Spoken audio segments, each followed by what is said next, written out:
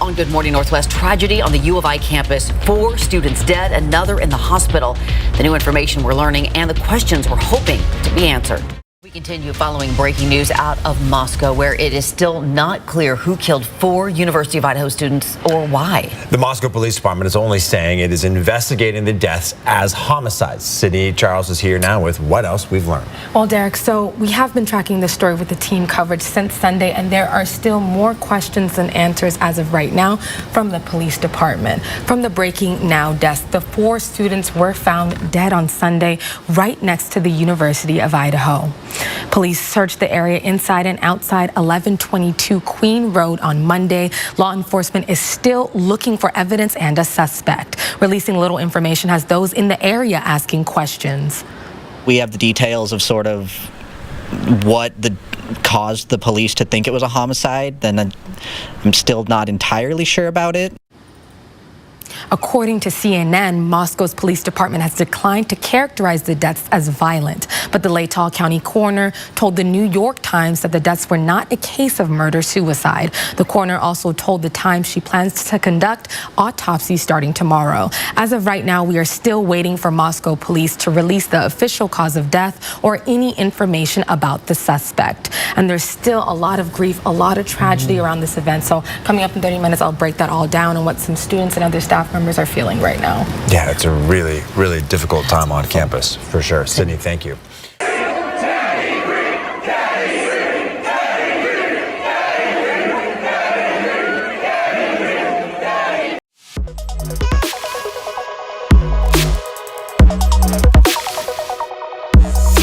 We're out here today at the 890 square mile desert site. Behind me we have the high frequency test bed where we have our customers set up their equipment and test out of. It allows customers to isolate away from various signals and other activities at the site. It gives them the freedom to set up and deploy what they need to out of the unique capabilities we have there. Ports in the wall, grounding, various communication and other internet drops as well.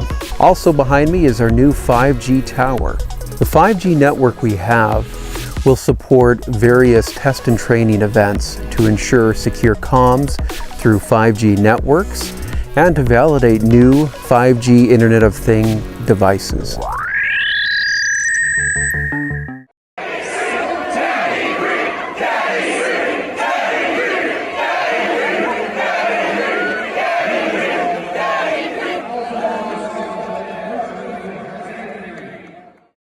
What I'm about to tell you is going to change the way that you look at AI forever. It's not going to be pleasant to hear, but it's going to be very important when it comes to the Epstein files. This is the Energy Innovation Lab. This is our main primary integration lab where we do most of the radio development. We've got quite a bit of equipment with like spectrum analyzers, signal generators. We're able to generate arbitrary signals and test to see how the equipment handles up. Every day we get to solve a new problem, a new difficult challenge that has national impacts. And that would definitely be something I'd put my finger on that is really neat about working here at the Idaho National Lab. So what's unique about the wireless test bed is we're able to support academia, national labs, and our government customers with their mission. Their mission sets are very unique to this country in support of the warfighter and other activities to excel technologies, interests, and other unique capabilities. The work we do out here, the mission we have, this is the closest we come to supporting DoD, the warfighter, and supporting this nation.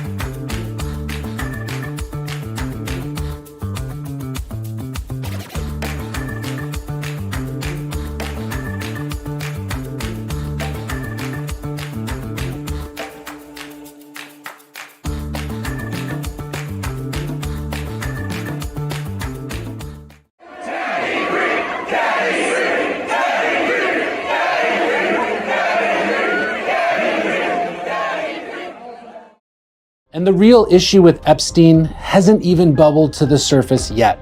It's a much deeper, darker story. It starts in 2002, and it involves some of the most famous tech billionaires we have in our country today. Peter Thiel. The Idaho National Laboratory announced a collaboration with NIVIDIA to enhance U.S. nuclear energy research and development through artificial intelligence.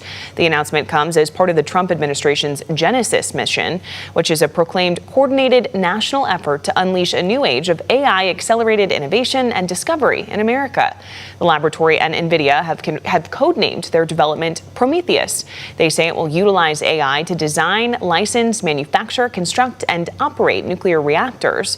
This comes as electricity demand for AI data centers is expected to double in 2030.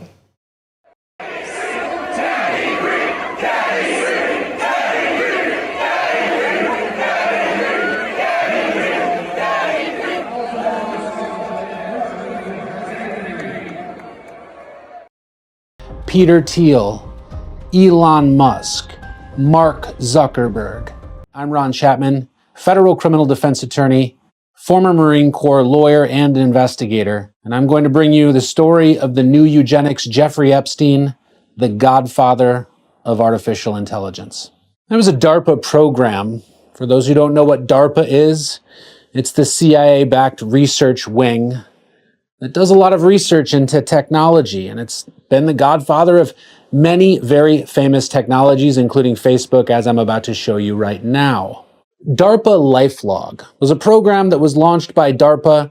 You can go online and look for the request for proposal. The design of this program was supposed to capture all Americans' information, put it into a LifeLog, track it, build it over time so that you can create an electronic database of every American, and in fact, almost everybody in the world. Well, when congressional hearings started related to LifeLog, it was quickly killed by DARPA. Why? Because it came to the surface, because people learned about it, and because people became very concerned about the impact of all of their information online. This was 2003. This was back when we were a little bit more concerned about what we put into the computer. We weren't too far away from dial-up modems and AOL, and Bill Gates was still a name that was regularly talked about. As soon as LifeLog became public, DARPA quickly killed it. And they killed it on February 4th, 2004.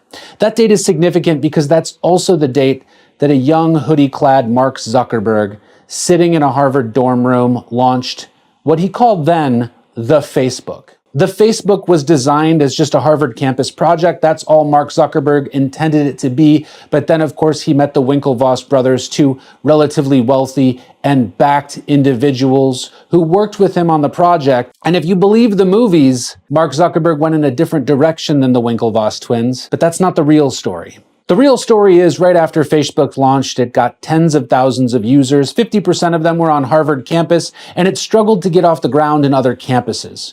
It wasn't until a tech CEO, Peter Thiel, then of PayPal, and a relatively famous figure in the Conservative Party now today, came to Mark Zuckerberg, a relatively unknown individual on Harvard campus, and offered him $500,000. Now, the one thing that you should all understand about Peter Thiel is at that point he was what's called an angel investor, but he was a different kind of angel investor. He actually paid individuals to drop out of college and commit themselves to his causes. Thiel's club has launched some of the most famous tech startups. He's been behind nearly every single one of them. Reid Hoffman with LinkedIn was started right around this time period. Now, if we go back and look at Peter Thiel and say, why did he spend $500,000 on this project? Why was he one of the first venture capitalists? Why was he offering this kind of money to people like Mark Zuckerberg? You have to understand about what he'd built at that point in time. You see, Peter Thiel was the founder of a program called Palantir. Palantir is the connector. Palantir is the brain, but the brain doesn't have the data that it needs in order to figure out artificial intelligence. Palantir is a company that takes existing information and it connects that information together to draw conclusions. It's been going for a very long time. I used it when I was in the Marine Corps in Afghanistan, and I've spoken widely about Palantir because of how much I know about it. But Palantir is nothing unless it has users to put in data. That's where LifeLog came into play. The intent was People like John Poindexter of DARPA, the CIA, and the US military, Department of Defense, felt that they would be able to just get a project to collect this information that was government funded. But when there was pushback by the American public, they had to go a different way. And DARPA playboy Peter Thiel decided to go the way of a young hoodie-clad college kid to get the information that he deeply sought to make the connections he needed in order to control so much about our environment. For those of you who think the rags to riches story of Mark Zuckerberg is some amazing tale that we should tell our grandchildren, think again. Just about every social media entrepreneur back in the day of Peter Thiel's tech startups was blessed by DARPA. Why didn't MySpace win over Facebook? It didn't have DARPA backing. Why did LinkedIn win over the dozens and dozens of programs that were available that did similar things around that time? It was because of Peter Thiel and DARPA. Why did Instagram become so big? Peter Thiel and DARPA. Spotify, Peter Thiel and DARPA. Just about every single aspect of your digital life, Peter Thiel and DARPA backed, blessing people in exchange for one thing: a backdoor of information to be collected from users, cell phone location, and a tremendous amount of user data. Now, what does this have to do with Jeffrey Epstein? That's the curious part. A lot of people aren't aware that Jeffrey Epstein is one of the first godfathers of artificial intelligence. Back in 2002, he had a conference where he supported some of the most famous names in artificial intelligence who were intending to solve a problem at that time. If you wanted a clean, reassuring origin story for modern artificial intelligence, you'd probably start with a university lab, a whiteboard, and a grad student surviving on ramen noodles. You'd not start with a private Caribbean island owned by Jeffrey Epstein. And yet, in the spring of 2002, a group of prominent computer scientists met with Epstein on his property for what was dubbed a common sense symposium. This was later documented in a 2003 AI magazine paper that thanked Epstein for his generous support. What were all these AI researchers gathering for? It was to solve a problem in AI. The topic itself was academically respectable: how to give machines the everyday common sense humans use consistently without even noticing. The venue for solving this problem was uniquely Epstein, and it's the kind of venue that institutional ethics would be very concerned about. The 2002 symposium, located in the Virgin Islands, founded by Jeffrey Epstein, was a gathering that was later described in print, one that brought together the most influential artificial intelligence figures, including Marvin Minsky, MIT's AI lab founder, Ken Ford, NASA, and DARPA ties. Their shared goal was technical: to solve the common sense problem, the gap between machines that can recognize patterns and machines that can reason like a normal human being about normal human things. Like why you shouldn't store ice cream in the oven. This is very important because the common sense problem has always been a yeah, but of AI. It was never really addressed. But it failed many projects. Pattern recognition can be astonishing. Reasoning about the world like a person, that's where AI tends to trip up. And in order to solve the common sense problem, it's common sense that you need a lot of money. And that's where Jeffrey Epstein was very skilled. Some people, in fact, said that he collected scientists like some people might collect art. Why was he doing all of this? Well, it's because he had his own nefarious motives. So in 2002, the AI researchers gather, they talk, a paper is published that thanks Jeffrey Epstein for all of the support, and then the researchers scatter the globe and start working in their individual tech companies, and out springs Facebook, LinkedIn. The technology from PayPal spiraled across the globe and started collecting data for Peter Thiel and Jeffrey Epstein himself. But Jeffrey Epstein didn't stop there.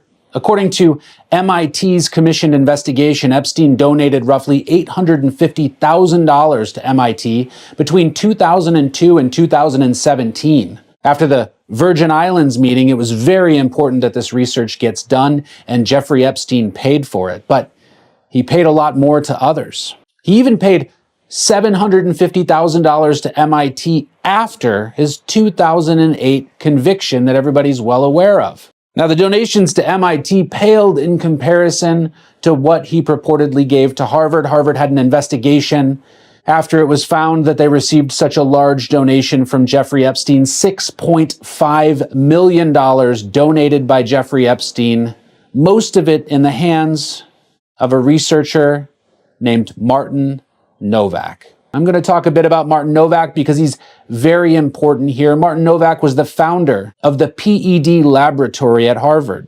This was the laboratory that Jeffrey Epstein had a private office in. He had a swipe card and access to the entire building, and even after his conviction, he was able to visit many times, over 40 times.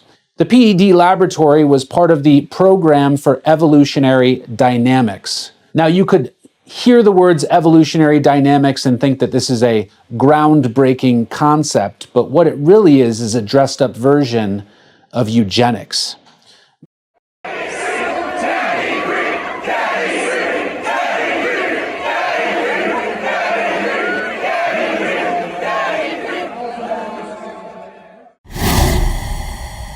What once was a naval proving ground to test reconditioned battle guns during World War II is now more widely known as the nation's leading center for nuclear energy research and development, the Idaho National Laboratory. Throughout the year, EastIdahoNews.com has been highlighting INL's 75th anniversary with a series of stories exploring its history, different research projects, and major accomplishments. But what does the laboratory's future entail? I had the opportunity to sit down with INL Director John Wagner. It is exciting times here at this laboratory. The growth, the vibrancy, the impact we're having. Wagner said that moving forward, the lab is expected to continue to grow. There are currently about 6,200 employees. He said last year, INL hired around 800 additional staff. This fiscal year, when we end, I think it'll be somewhere around 650 new staff members.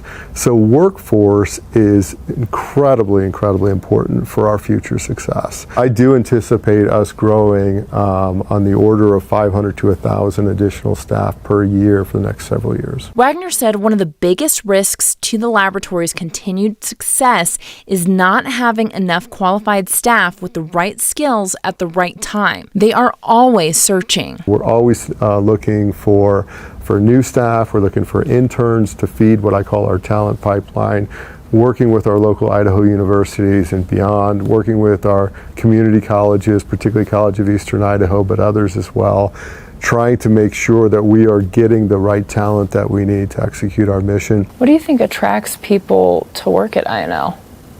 We do the coolest stuff there. So, I mean, I can speak for myself, but I think it's not an uncommon story. So there's a lot of opportunities for people who are like nuclear engineers or mechanical engineers, chemical engineers. So there's a lot of opportunities, cybersecurity experts, power engineers. And they can work in the private sector, they can work in academia, they can work in national labs. We're able to do some of the most interesting, innovative, bleeding edge work that has a direct impact to everyday citizens through our federal agency sponsors. INL has been important to Idaho's economic impact. In the last fiscal year, the impact in the state alone was $3.5 billion, he said. That's a massive economic impact. We're the largest private employer on this side of the state. I asked him what he thinks the next 75 years will bring, and he believes that INL's research will be largely focused on nuclear energy, but also fusion energy and areas related to small nuclear reactors for space and defense applications. Last but not least, you can't read anything or see any publications where you don't hear all the excitement about artificial intelligence. We're right there as well. We see artificial intelligence enabling our research as well as enabling efficiencies in our management of the laboratory. INL's future is promising as it continues to develop, create, and contribute to everyday life. I think our future in the next 75 years is only constrained by our imagination of what's possible. In Idaho Falls, Andrea Olson, EastIdahoNews.com.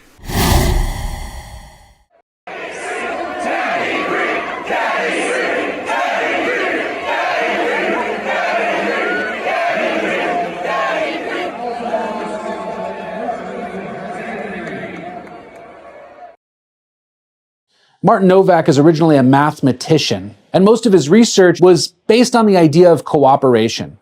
why some parts of the species might cooperate with others, even if it ultimately leads to their own demise. You see, people like Epstein and Novak were absolutely obsessed with the future of the human race and the problems of the human race that are caused by reverse Darwinism. The idea that as we become more technologically advanced, we as a people will begin to fail. And I think to some extent, we do see some of that evidence present, but they took it to an extreme extent.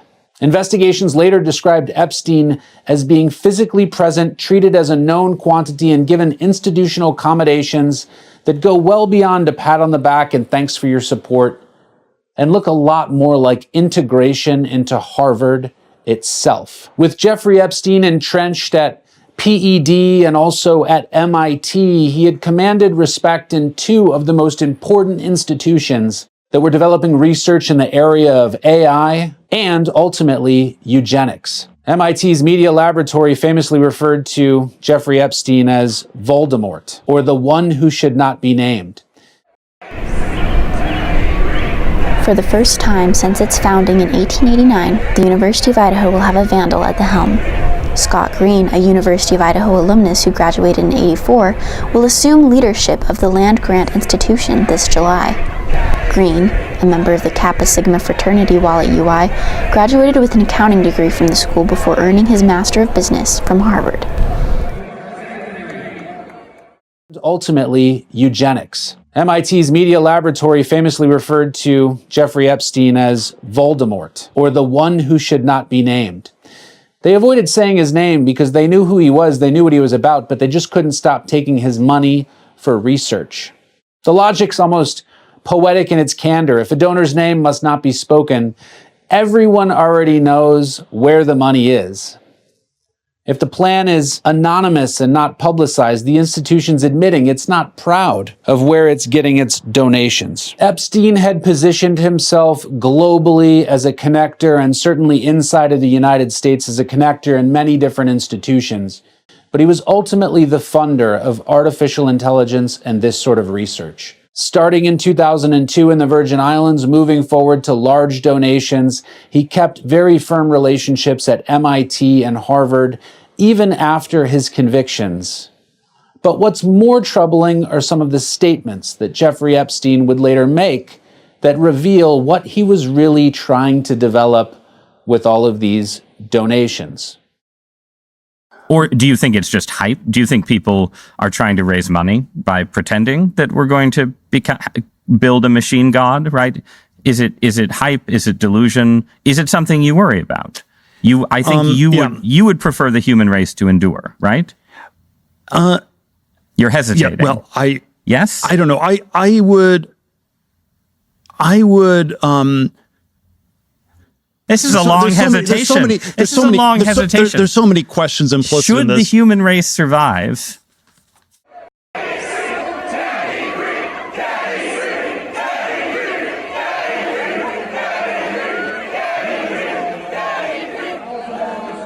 Many questions implicit in this. Should the human race survive? Yes. Okay. But I also would I also would like us to radically solve these problems. Right. And so, it's always, I don't know, transhumanism is this, the ideal was this radical transformation where your human natural body gets transformed into an immortal body. And there's a critique of, let's say, the trans people in a sexual context, or a transvestite is someone who changes their clothes and cross-dresses. And a transsexual is someone where you change your, penis into a vagina. And we can then debate how well those surgeries work. But we want more transformation than that. The critique is not that it's weird and unnatural. It's so pathetically little. And okay, we want more than cross-dressing or changing your sex organs. We want you to be able to change your heart and change your mind and change your whole body. And then Orthodox Christianity, by the way, the critique Orthodox Christianity has of this is these things don't go far enough. At the Research and Education Campus in Idaho Falls, 2 major facilities were completed in 2019. The Idaho legislature approved construction of both facilities and financed them through the state's public bonding authority. The CyberCore Integration Center was designed to lead national efforts for securing industrial control systems from cyber attacks. It features 20 laboratories configured specifically for reverse engineering, testing, and improving the security of technology that is necessary for controlling assets such as the electric power grid, oil and natural gas pipelines, and water treatment facilities. The facility's mix of secure and open labs, offices, and collaboration space supports national security programs for agencies including the U.S. Departments of Energy, Defense, and Homeland Security. The Collaborative Computing Center is INL's Advanced Modeling and Simulation Research Hub. It houses INL's newest supercomputer, Sawtooth, which was ranked the 37th fastest in the world at the time of its installation. INL researchers use the center's high-performance computing resources to simulate reactor conditions and materials performance, studies that can improve the safety and reliability of today's reactors. Their work is also helping design tomorrow's advanced reactors, which are in development now. Through an online portal, collaborators around the country can access these computing resources to advance nuclear energy research and other scientific innovations. Idaho National Laboratory is engaged in solving urgent national security challenges in critical infrastructure protection and resiliency, nuclear and radiological security, and national defense. This is also home to the Wireless Spectrum Innovation Lab for mission-critical communications, where experts use radio development and signal generation to test how equipment handles different behaviors. INL's wireless test bed offers large-scale end-to-end testing for emerging cellular, land mobile radios, wireless local area network, and backhaul like microwave and satellite systems. With its access-controlled boundary, high desert terrain, and sparse population, INL's desert site is uniquely positioned to offer unmanned aerial and ground vehicle collaborative testing and demonstration. The Advanced Test Reactor Complex provides access to the world-leading advanced test reactor and large nuclear material and post-irradiation examination hot cells that support global safeguard training for IAEA.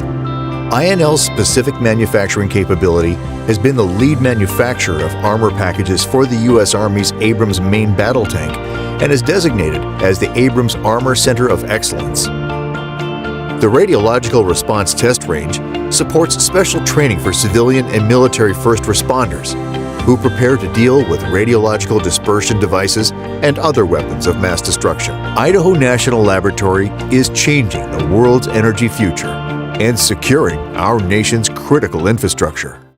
To protect U.S. national security, INL has interdisciplinary teams who specialize in cyber threats, consequences, vulnerability assessments, intelligence, and engineering work together to assess and correct flaws in these vital systems.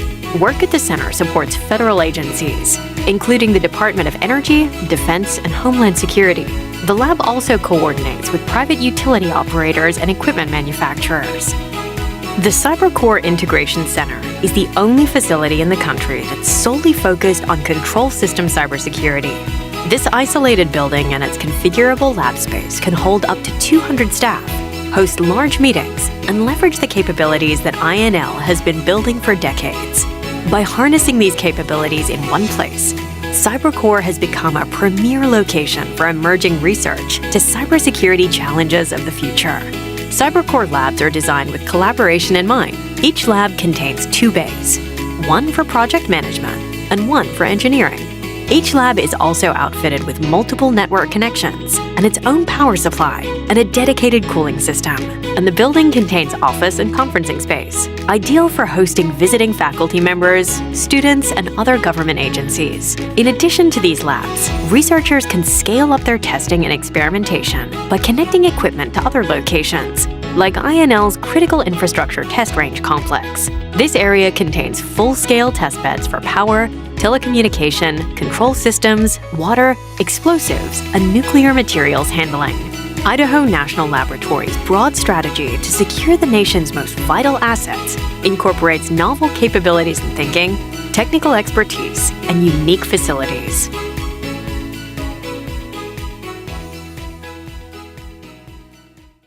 And some exciting news, speaking of technology, for researchers at the University of Idaho. This is really cool. A supercomputer called Falcon is now available to staff and students. And the supercomputer is based at the Idaho National Laboratory in Idaho Falls. This is really cool. Check it out. The computer offers more than 10 times the processing power of any academic group in the region, putting your PC or Mac to shame. Sorry, you can't probably compete with this, but the Collaborative Computing Center is managed in partnership with the INL and the U of I, and Falcon, the supercomputer, as you're looking at here, it can perform, you ready for this? 1 quadrillion calculations per second. Again, 1 quadrillion calculations per second. Text in if you know how many zeros are in quadrillion. Anyways, in addition to accelerating research, they tell us that the added resource will help the INL in its mission to train and educate the future energy workforce with its partnership with the University of Idaho.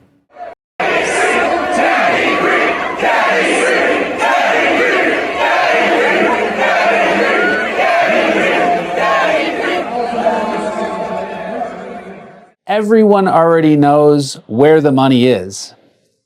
If the plan is anonymous and not publicized, the institution's admitting it's not proud of where it's getting its donations. Epstein had positioned himself globally as a connector, and certainly inside of the United States as a connector in many different institutions as well. Now you might say, okay, Ron, what's the connection between Jeffrey Epstein, Facebook, and DARPA? And that's where a gentleman named John Poindexter comes into play. He's a former NASA director who led DARPA. He led the Information Awareness Office. He was actually the founder of the Information Awareness Program that I mentioned to you earlier. He founded the Total Information Awareness Initiative that was the program designed to get information on nearly every single American citizen. And of course, when that went out of favor, he had to find a way to get Americans to willingly give up the information themselves.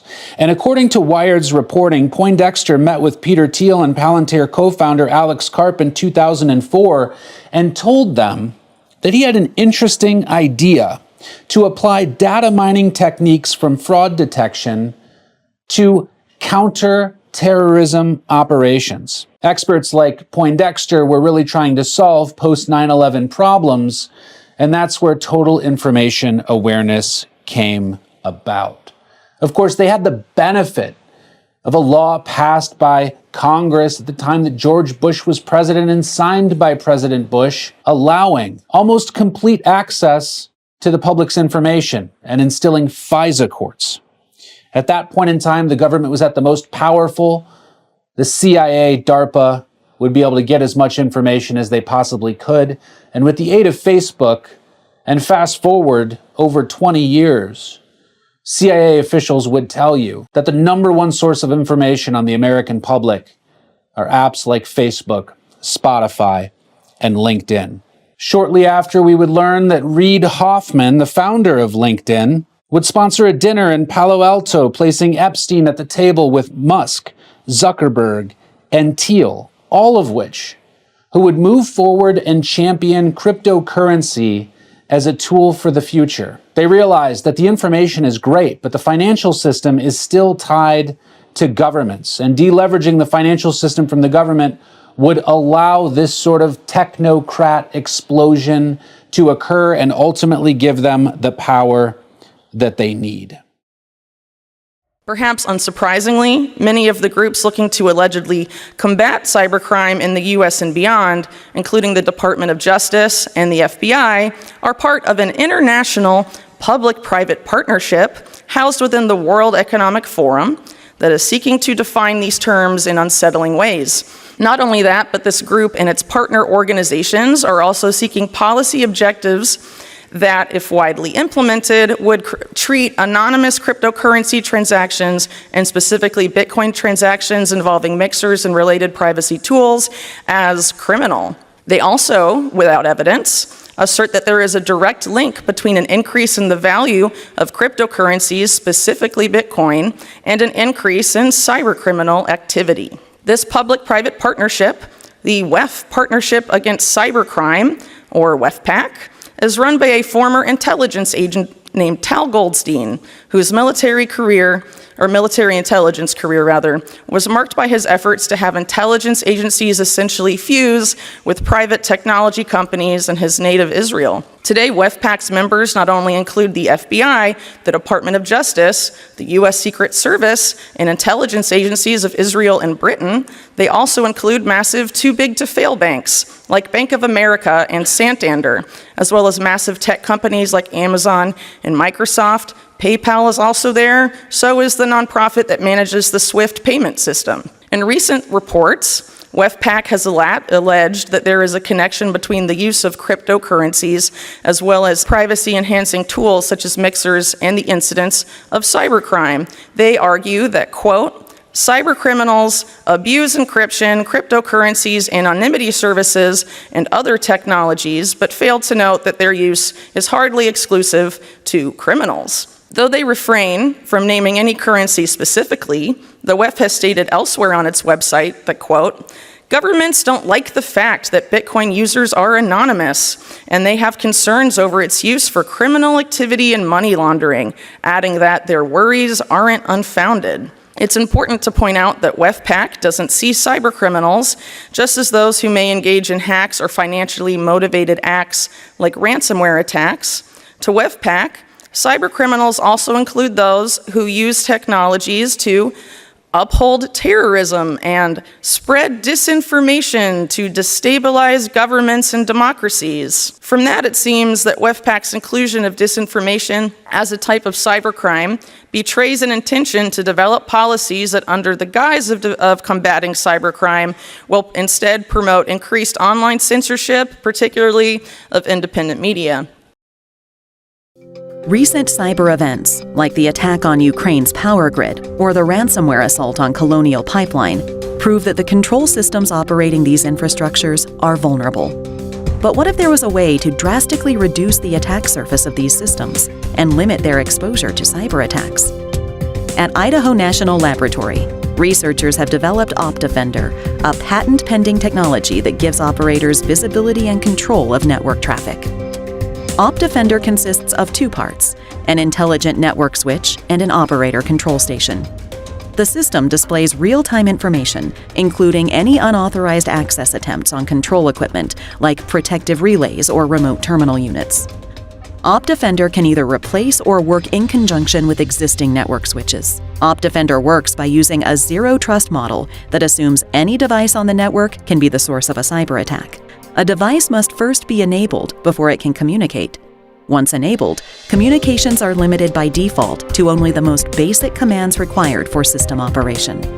For a command like a control request or remote access request to be sent through the network, the operator must first enable it. Once a task is complete, the operator can lock down the network to prevent an attacker from exploiting the open pathway. If an unauthorized command is sent through the network without first being enabled, OpDefender blocks it and an alarm is generated. This award-winning technology has proven itself in real-world attack scenarios. In a recent full-scale demonstration, cyber experts were challenged to disable protections at a substation and manipulate the system to cause physical damages. Without OpDefender installed, the cyber attacks were successful and major equipment was destroyed. When the demonstration was rerun with OpDefender in place, none of the attacks were successful. Each attempted attack was flagged to inform the operator that an attack was underway, and OpDefender alerted operators to the device under assault. Although no single technology can provide a solution for all attacks, OpDefender can substantially reduce the risk of a cyber attack, safeguarding the critical infrastructures we all depend on.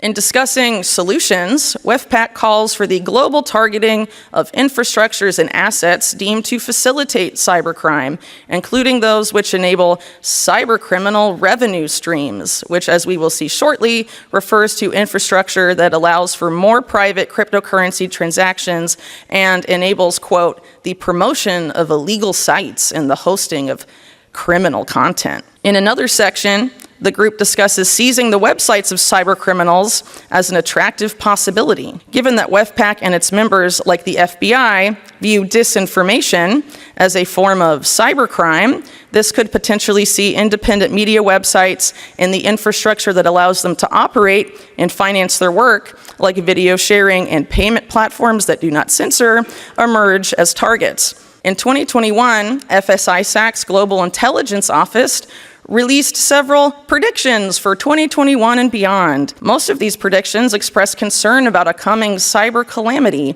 though one prediction in particular stands out that, quote, economic drivers towards cybercrime will increase. FSISAC claims that the current economic situation created in the wake of COVID-related lockdowns will, quote, make cybercrime an ever more attractive alternative, stating immediately afterwards that, quote, dramatic increases in cryptocurrency valuation will drive threat actors to conduct campaigns capitalizing on this market, including extortion campaigns against financial institutions and their customers. In other words, FSISAC views the increase in the value of cryptocurrency as a direct driver of cybercrime, particularly for ransomware incidents, implying that the value of cryptocurrency must be dealt with if there is to be a reduction in cybercrime, and if cybercrime is to be truly confronted at its source by attacking its profitability, as WEFPAC suggests. However, the data does not fit these assertions, as the use of cryptocurrency by cybercriminals is low and is getting lower. For instance, one recent study, ironically produced by WEFPAC member Chainalysis, found that only 0.34% of cryptocurrency transactions in 2020 were tied to criminal activity, down from 2% the year prior. Though the decrease may be due to a jump in cryptocurrency adoption, the overall percentage of crime-linked cryptocurrency transactions is incredibly low, a fact obviously known to FSISAC and its members. But what's disturbing here is that mainstream media has widely circulated the claim that Bitcoin specifically is, to quote Forbes, driving the $1.4 billion ransomware industry, or to quote NPR, Bitcoin has fueled ransomware attacks. Or to quote an executive at WEFPAC member Chainalysis, Bitcoin is the favorite by far for ransomware attackers. I could give infinite examples, as there is truly an abundance of reports just like these that blame a jump in well-publicized cybercrime events, specifically ransomware attacks, on Bitcoin's increasing popularity and its intrinsic value. Yet here, if the banks, intelligence agencies, and tech companies that partnered with these initiatives see not just financial privacy, but the value of Bitcoin itself as a threat, it goes without saying that their efforts to stop cybercrime at its source would not just involve eradicating financial privacy when it comes to crypto, but also working to devalue crypto. With such groups openly discussing working outside of legal frameworks to accomplish their goals, Bitcoiners must start paying closer attention to these shadowy groups. There is no proof that cryptocurrency, or more specifically Bitcoin, is the key driver of cybercrime, as cybercrime significantly predates the existence of both. However, cryptocurrency does present a threat to the plans of FSISAC members and their partners to begin producing digital currencies controlled either by approved commercial banks or central banks themselves, digital currencies that are designed to be easily surveilled. Central bank digital currencies in particular are being designed and implemented to erode financial privacy and autonomy. The success of CBDCs and related projects depends on neutering the competition, which is likely why FSISAC has called for the economic drivers of cybercrime to be combated by a global financial cyber utility, which is, of course, the very same globalist entity that WEFPAC seeks to create. These American federal agencies, institutions, and commercial banks are playing a major role in developing regulations that will inevitably target Bitcoin. They have made it very clear in media reports, press releases, and policy documents that they see financial privacy, the popularity of Bitcoin, and the value of Bitcoin as direct threats responsible for what they define as cybercrime. Yet time and again, the American people have been fleeced and looted by many of these same agencies and many of these same commercial and central banks. The big banks like HSBC can launder millions of dollars for drug cartels. Nothing happens to them. No one goes to jail. The CIA has laundered untold millions through criminal banks like BCCI, a bank which ran its own sex trafficking operation involving prepubescent kids. And again, nothing was done. No one went to jail. FTX can launder aid money supposedly destined for Ukraine, funnel it back as campaign contributions to the same political party, developing crypto regulations while painting Bitcoin as a national security threat. Sam Bankman-Fried was the only person arrested, and right now he's not in prison. He's in a multi-million-dollar mansion in California, about to get 10 of the 13 federal charges against him dismissed. The current president's son can launder as much money as he wants after leaving the evidence on a laptop he abandoned, and the intelligence community comes to his defense, falsely claiming that the data on his laptop, now admitted to be his, was a Russian hoax. These guys are the real criminals, and if you think they care about stopping money laundering or cybercrime in any meaningful way, you have been had.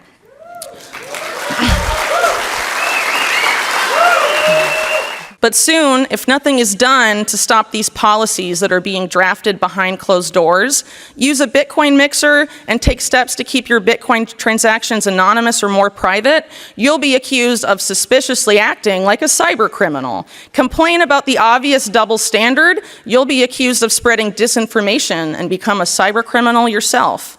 What should particularly concern us now is how these agencies, entities, and public-private partnerships plan to manufacture consent for their policies. As things stand right now, a lot of the policies dreamt up by these groups that I've just described, I would hope, would be rejected by the vast majority of Americans. That is, of course, unless the right crisis were to come along and suddenly make most Americans extremely concerned and fearful of cybercrime. While warnings of a so-called cyber pandemic floated around in 2021 as a series of high-profile and highly publicized ransomware attacks took place, we haven't heard as much since. But now, with the last global crisis, COVID-19, officially over, according to the US government and the World Health Organization, some are raising the alarm that a new global crisis is soon to make a dramatic appearance. Given what I've been saying, let's check in with the World Economic Forum and see what they think the next global crisis will be. Well, in January of this year, Jeremy Jurgens, number 2 at the WEF after Klaus Schwab, asserted that a, quote, catastrophic mutating event will strike the world in 2 years. What a confident prediction. So what is this catastrophic mutating event that will strike the world? If you guessed a, quote, global catastrophic cyber event, you win. At a presentation at this year's Davos, Jurgens claimed that 93% of cyber leaders and 86% of cyber business leaders believe that the geopolitical instability makes a catastrophic cyber event inevitable. Joining Jurgens in fear-mongering over a cyber doomsday was Jürgen Stock, the head of Interpol, one of the most influential members of WEFPAC. I should also add that the United Nations, which as I mentioned earlier, is currently making its new cybercrime treaty, has named Interpol as uniquely positioned to be the implementing partner of a number of the 2030 Sustainable Development Goals, specifically when it comes to disrupting financial streams of terrorists, securing cyberspace, and curbing illicit markets. Jurgens and Stock's comments about a catastrophic cyber attack before 2025 spawned hysterical mainstream media headlines warning of cyber apocalypse 2023. That same month, Newsweek's print edition featured an ominous hacker on the cover with the words, "Hack Attack, How Cyber Criminals Outwit All Efforts to Stop Them." Many of the experts quoted in the Hack Attack article work for companies that are WEFPAC members. In recent years, there has been much talk about a doomsday cyber attack, and now it seems top people at the WEF and WEFPAC feel confident enough to put a relatively short timeline on it. How bad will this attack be if and when it materializes? Considering that the current head of the Department of Homeland Security has claimed that the next cyber attack will kill many people, it seems that a cyber 9/11 could be waiting in the wings, which of course would be followed shortly thereafter by a Cyber Patriot Act, or something very similar. If Bitcoin is blamed for motivating or funding the cyber criminals deemed responsible for such a catastrophe, what will happen to public opinion, and what type of legislation might we see rammed through Congress? Commercial banks have fused into the same Orwellian entity, or holding terror-linked Bitcoin or using encryption or mixers makes you a cyber criminal? Or will we fight the groups and institutions that have looted American wealth for well over a century and demand a return to the Constitution and the right to privacy, not just financially, but in all senses? Those that wish to force us into the former scenario clearly and unequivocally see Bitcoin as well as privacy-enhancing technology as a direct threat to their power and their plans, and there has never been a more important time to choose a side. Now, great. You've got Bitcoin spiraling forward. You've got all of the information that you want on Americans. You have them willingly giving over their information, and you no longer need the Total Information Awareness Program. You're moving forward full steam ahead. But then a gentleman named Edward Snowden, who I once would have villainized, but now I might consider championing, came forward with information about a program called PRISM. I've done episodes before on the startup of PRISM and how that came from software that was stolen by the government around the time that Bill Clinton was in office, had the ability to connect information on all Americans and also collect information overseas. Edward Snowden was a whistleblower and told us how the CIA and the NSA would have the ability to collect information on every single American through all of the digital devices that they had. That's where your information from Facebook was going. Now, there's a law that prevents America from spying on its own citizens. But when they give that information up willingly, all you need is a back door. That's one of the reasons why it was so important for Peter Thiel and John Poindexter to start these sorts of operations. That's another reason why Donald Trump pushed so hard, along with Joe Biden, in a unanimous effort to try to reduce TikTok in the United States. You see, if your government has control of Facebook, if your government has control of Google, and the Chinese don't have control of those, you're safe. But when a Chinese application starts to come into the United States and collect just as much information, that spells problems. In fact, I think what we did with TikTok is almost the greatest admission that your government is behind the information collection of Facebook and Google. And so, of course, Edward Snowden blows the whistle. We finally learn what PRISM is, and some of the information that we can gain from that is absolutely alarming. But that still wasn't a signal that it was used domestically. And we wouldn't find that out until the Cambridge Analytica scandal. I'm going to talk a bit about Cambridge Analytica, but I think it's important that we get to it in another episode as well. So make sure you hit like and subscribe on this one so that you can get notification of that. Also, in my last book, Truth and Persuasion, I wrote an entire chapter on the Cambridge Analytica scandal. And while I'm going to give you some new information and new research, it would be important to get some background in that book, Truth and Persuasion. It's essentially how the digital environment has changed us drastically. If you got a copy of the book or if you read it, let me know in the comments. Make sure you tag me in it, and I'd be happy to hear your thoughts about the book. The Cambridge Analytica scandal, for those who don't know, started well before it hit the United States. You see, Facebook and Peter Thiel connected a back door inside of Facebook software. That back door allowed certain other institutions and entities to get a hold of information. Cambridge Analytica paid Facebook a lot of money for a contract that allowed it to get not just the information on the individual user, but also get information on their friends and data that might have been already located inside of their phone. That meant that when you logged into Facebook, Facebook was storing not just your data, not just your user data, but also data from the friends that you'd connected with, whether or not they'd opted in on those privacy settings. Facebook settled a very large lawsuit with its users and immediately tightened up after the scandal. But the problem is not just that Facebook leaked the information, it's why. You see, as you know, Peter Thiel was early in on the founding of Facebook, and those back doors are very important, especially when they go to his friends. Now, most of you know that I'm a relatively conservative person, but I fight power wherever power is, especially if it gets corrupt, and I take issue with what happened here. So I hope you're a bit patient with me. Peter Thiel, a well-known conservative, but also somebody who believed that Brexit was a good thing, and also somebody who believed that Donald Trump should get into office in 2016. And while I will not say the Cambridge Analytica scandal was the result of Trump's presidency. What I will say is that it is the result of a database of information that very well can be used for bad. And it's very possible we may not have another free and fair election in our country's future. The founder of Cambridge Analytica was from a marketing firm, and he teamed up with a very smart programmer. They decided that they would try to influence some elections overseas, which was a great way to make a lot of investors a ton of money. They tried it in a few countries, Singapore and others, with some mixed results. They were refining it before they brought it into the UK and also to the United States. When they had almost 50,000 data points on every single American, enough to know just about everything about you, they decided to spring it loose to the highest bidder. What does that lead to? And what's the impact of that? Well, when Facebook knows a lot about you, Cambridge Analytica knows a lot about you, they know that they can split you off into a silo. If I drive down the street and I see a billboard, I feel one way about it. Another person may feel another way about it. If it's a lawyer billboard, I probably want to punch it in the face, being a lawyer myself. But these aren't billboards. These are little personal signs that can be individually consumed, which means if you look for the fear signals that somebody normally reacts to, if you put a bunch of different types of advertisements in front of them until you finally get them to react, you will know exactly how they react to a certain stimulus.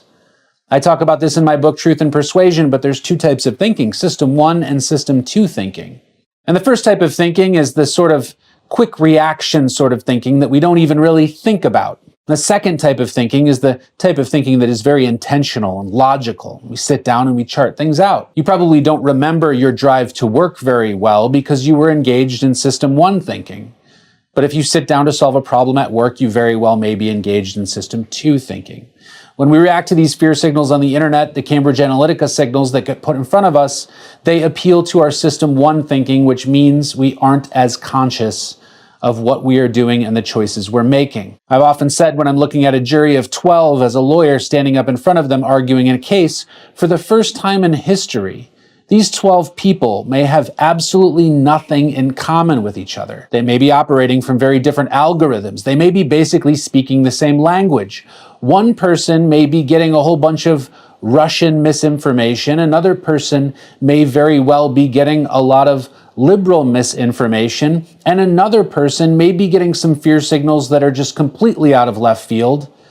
It's one of the reasons why at Thanksgiving, when you ask your uncle to pass the gravy, he might respond with something like, if you believe that the Charlie Kirk shooter did it, no. And he throws it in your face. That's because these algorithms are crazy and they're designed to silo individuals and get them to react to their own different fear signals to get them entrenched into a belief. This is one of the reasons why on my program I spend so much time being fair and balanced and showing you all of the information. I want my viewers who appeal to System 2 thinking. I want you to logically sit down and be critical and analyze this. I love it when people question me in the comments or even offer a correction if I get something wrong. This is a community that builds the right way, not based on fear signals. You won't see that from me. So if you want more of that, feel free to click subscribe. So Cambridge Analytica has a database. It knows how to operate on fear signals. It knows how to get people's attention, and it starts using advertisements to start swaying the way people think, the way people vote, the way people interact with each other. Now, this information finally became available to us because of a whistleblower, but if that hadn't happened, we wouldn't know that Cambridge Analytica was silently influencing most people in America in a way that prevents us from having control of our elections in the future. You might question that, but the reality is, a lot of us are powerless with strong appeals to System 1 thinking. That's not from me, that's from a researcher, Daniel Kahneman, who's been very prominent in the field, cited widely, developed these types of thinking, and he developed them directly from test cases in World War II. All right, so we've covered Cambridge Analytica, we've covered Facebook. Now, it's important that we wrap all of this together by discussing Epstein's worldview and the worldview of many of his supporters, including potentially Peter Thiel himself. Or do you think it's just hype? Do you think people are trying to raise money by pretending that we're going to build a machine god, right? Is it hype? Is it delusion? Is it something you worry about? I think you would prefer the human race to endure, right? You're hesitating. Yeah, well, yes? I don't know. I would. This is a long hesitation. This is a long hesitation. There's so many questions implicit in this. Should the human race survive? Yes. Okay. But I also would I also would like us to radically solve these problems. Right. And so, it's always, I don't know, transhumanism is this, the ideal was this radical transformation where your human natural body gets transformed into an immortal body. And there's a critique of, let's say, the trans people in a sexual context, or a transvestite is someone who changes their clothes and cross-dresses. And a transsexual is someone where you change your, penis into a vagina. And we can then debate how well those surgeries work. But we want more transformation than that. The critique is not that it's weird and unnatural. It's so pathetically little. And okay, we want more than cross-dressing or. I think that we can sum this up the best way by discussing a breakfast gathering at Jeffrey Epstein's 50,000 square foot mansion. He was surrounded by former heads of state, executives from Google. He was in the presence of a former Israeli prime minister. When he was asked about Novak, about the Harvard research, he said something that was very curious. He informed this group of distinguished guests that Novak was doing research into cancer, but the way he explained it was very curious. He said, when you want to find a suspected bad actor on the global stage, one of the things that you might want to do is collect all the information about them, the signals, the connections that they have with other people. He said that's the way that you would want to treat a cancer cell. And then one of the things that you want to do is you want to starve out that cell by destroying the connection. You see, in conversations with many high-ups, Jeffrey Epstein had repeatedly referred to this sort of eugenics in very odd ways. In many conversations, even with Novak himself, he referred to our species similar to the way that he would refer to biological organisms. And he would say things like, dead organisms need to be washed away. Those that aren't useful to the body or useful to the system or are cancerous need to be wiped away. When he would talk about cancer, he was routinely not actually talking about cancer, but he was talking about those things that are harmful and no longer serve a purpose. Now, there's a lot of other things that you could say about Epstein. Certainly, he wasn't a very good guy. But one of the things that you should be very suspicious of is that he was the founder and in fact, the influencer who originally started deep research into artificial intelligence. And this sort of mindset that he shared along with Novak, along with Peter Thiel, the idea that democracy is dead, that humans are heading in the wrong direction, that there's going to be this rise of artificial intelligence technology that will likely take over, starts to get him and other people somewhat concerned that the human race is not up for the challenge. And that's where dangerous thinking starts to come into play about tuning the human race in to something that might be sustainable, even if that isn't all of us.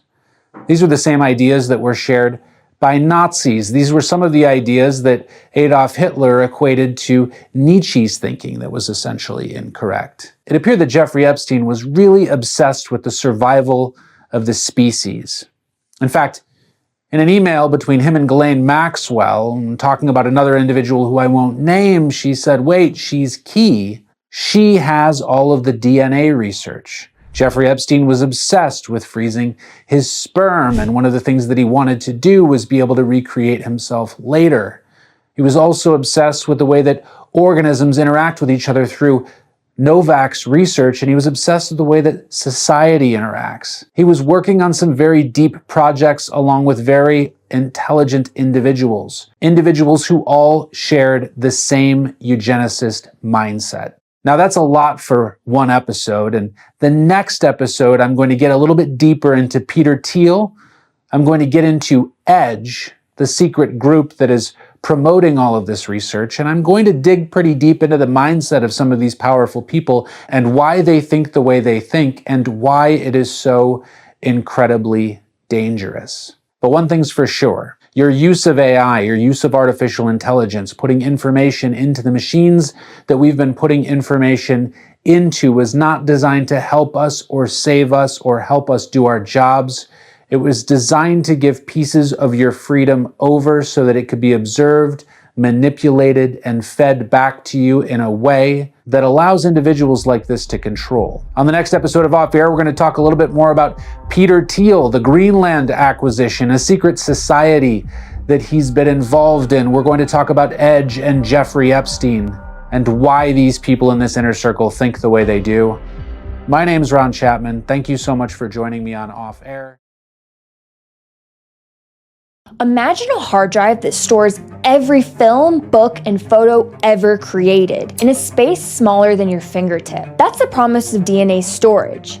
And researchers at Arizona State University just pushed it further by using DNA's physical structure, designing it into microscopic shapes that can store data and add built-in encryption-like protection. So if our storage medium is biological instead of electronic, what happens to the entire security model? Welcome back, nerds. I'm Addie. I've spent 15 years in cybersecurity.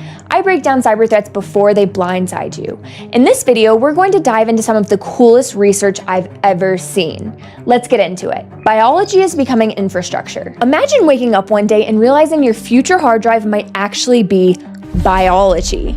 More specifically, actual DNA. Arizona State University researchers published a pair of studies showing two things at once. DNA can store enormous volumes of data, and DNA structures can add encryption-like protection to that data. That combo matters because it's saying both we can stash information in DNA and we can design DNA to carry and protect information on purpose. They treat DNA like an engineered material, instead of the boring strings of letters like A, G, C, and T that you learned in high school biology. They're treating it as an information platform, like something you can design into shapes that behave like hardware. That's why the venues hit different. The findings showed up in advanced functional materials and Nature Communications. So now the question isn't, can DNA store data? The question I want to know is bigger and way more cyber. If DNA becomes a storage medium, what happens to security when storage is biological instead of electronic? And the scariest part is that biology makes integrity and availability fragile.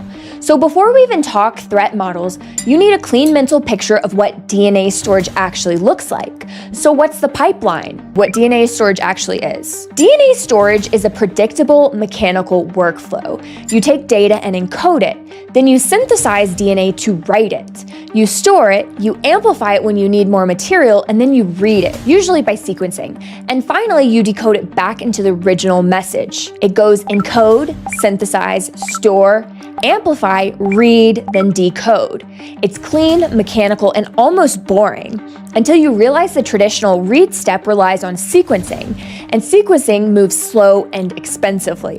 ASU's first study swerves around that bottleneck. Instead of reading the generic letters, they store information in DNA by interpreting DNA's physical shape, meaning the structure in space.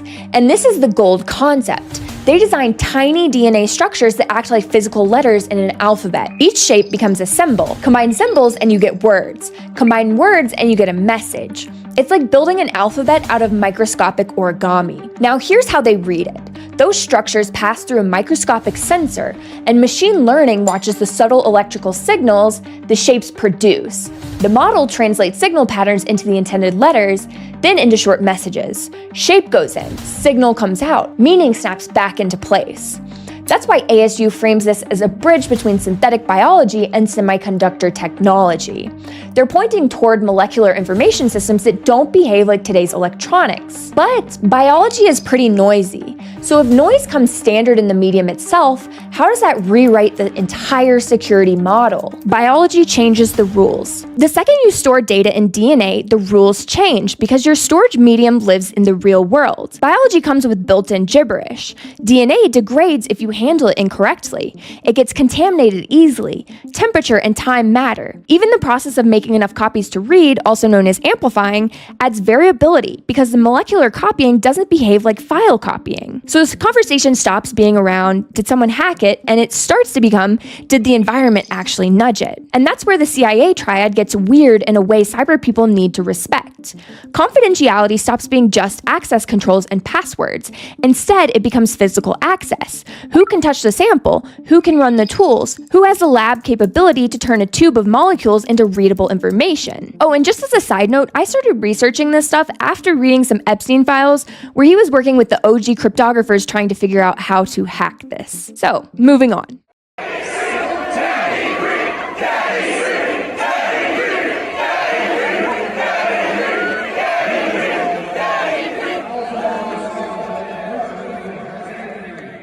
And then Senator King. Thank you, Chairman.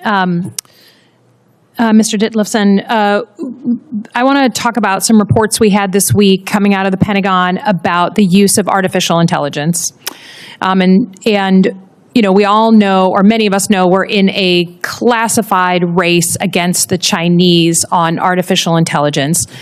Reports came out this week that Secretary Hegseth was negotiating a contract with an AI company, and this AI company says, look, we just have two conditions. We're not going to allow our AI to be used to develop weapons that can kill without a human being in the kill chain.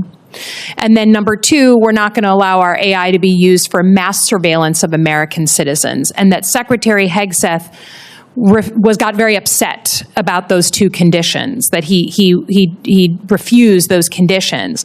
And now I think this is, you know, if we were a healthier country politically right now, we would be putting up left and right limits around the use of AI. We have really no guidelines for you all, really no law. That's not your fault. That's on us on a bipartisan basis that we haven't done it. And I would argue we should be doing some of that for you all in this committee, setting up those left and right limits. Because I think the average person does not think we should allow weapon systems to get into war and kill people without a human being overseeing that in some way.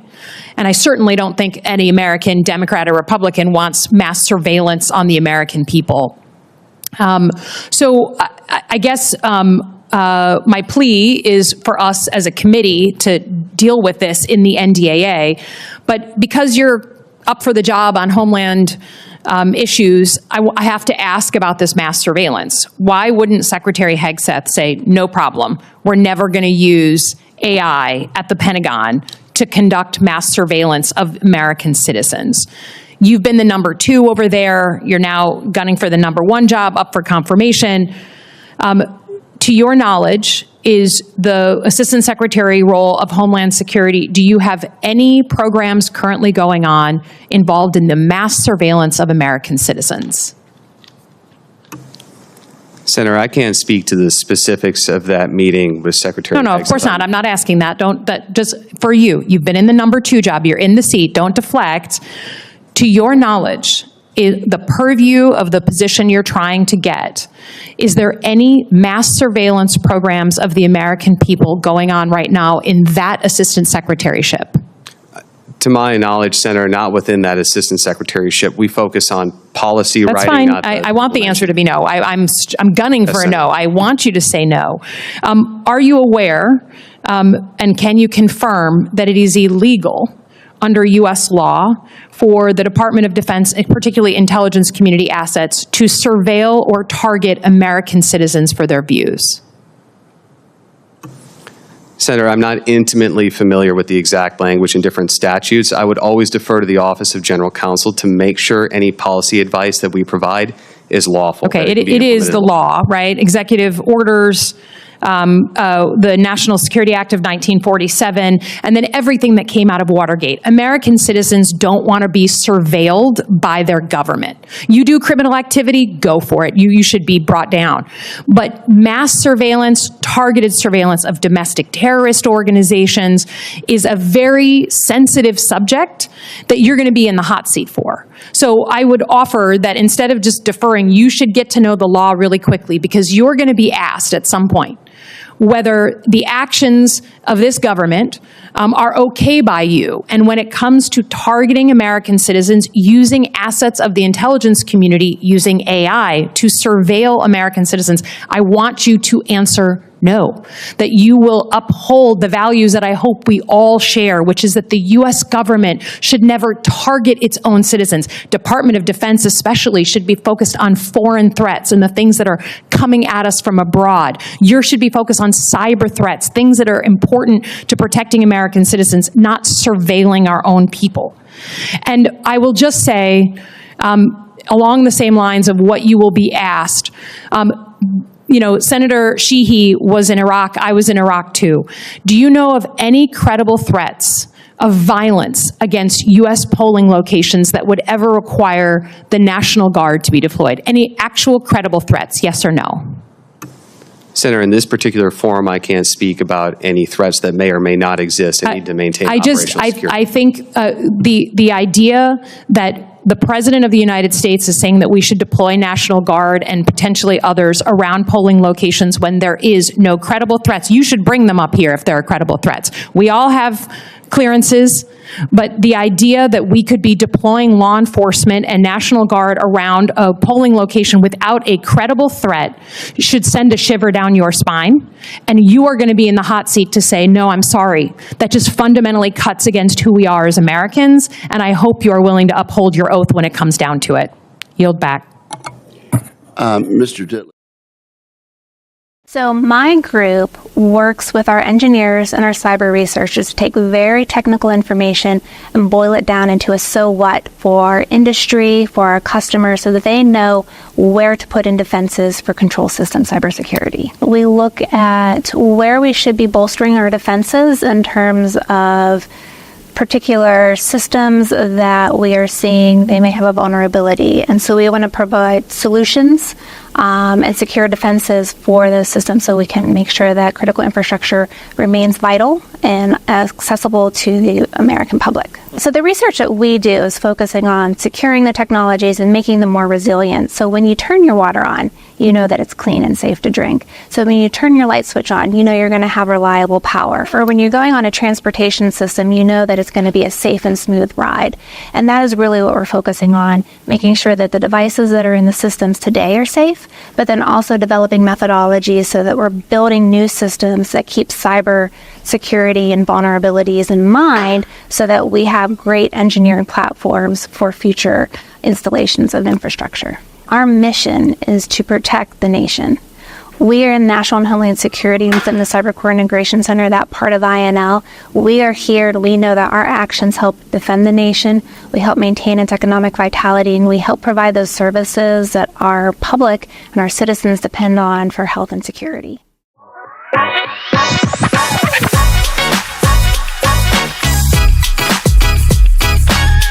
If I were to describe extreme in one word, it would be unity. Trust. Power. Powerful. Fun. Special. Dynamic. Meaningful. Amazing. The thing that surprised me most about extreme is just the impact that interns have the ability to have. Everyone was so welcoming towards me. I didn't realize how fun working with real computer hardware could be.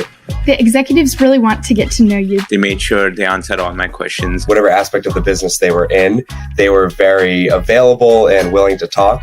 Extreme does a great job with making sure that you can find a sense of community. It's like the sense of like a big family. I feel better prepared for my career because I have learned working with like teams in different time zones owing to how global and international Extreme is. I learned how to be more adaptable. How to manage other people. It helped me learn a lot of powerful techniques. I am now comfortable presenting in front of executives, other team members. Every day I learn something from a different perspective. I have been able to tap into so many resources. Through meaningful work and high priority projects, I've gained real world experiences. My favorite part of working at Extreme was the ability to make an impact on my projects, but also make an impact on Extreme. The people I get to work with the work I get to do, it's always fun. I've had the opportunity to meet with so many talented individuals, work with real equipment, and learn by doing. Real opportunities to engage with our partners and the great staff here at Extreme. Everyone is so willing to help me learn and really see me grow. Even though my internship is remote, it still feels like in person. And I love that feeling of like working with everybody around and getting to, upskill myself as I'm doing that.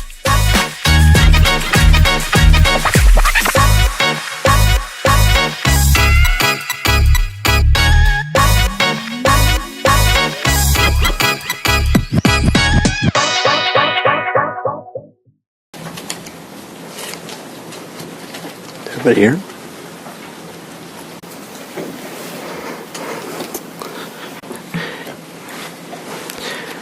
My name is Chief James Fry with the Moscow Police Department. I'm going to be reading from my notes today because I want the information you receive to be extremely accurate. We know you have questions, and so do we. That is why we're here. I'd like to thank everyone for attending this press conference. Joining me today is the Latah County Prosecutor Bill Thompson, University of Idaho President Scott Green, Provost and Vice President Tori Lawrence, University of Idaho Dean of Students Blaine Eccles, Latah County Sheriff Richie Skiles, Chief Deputy of Latah County Tim Best, Idaho State Police Colonel Kedrick Wills. The Moscow Police Department would like to extend our condolences to all family members, friends, the University of Idaho, and the Moscow community.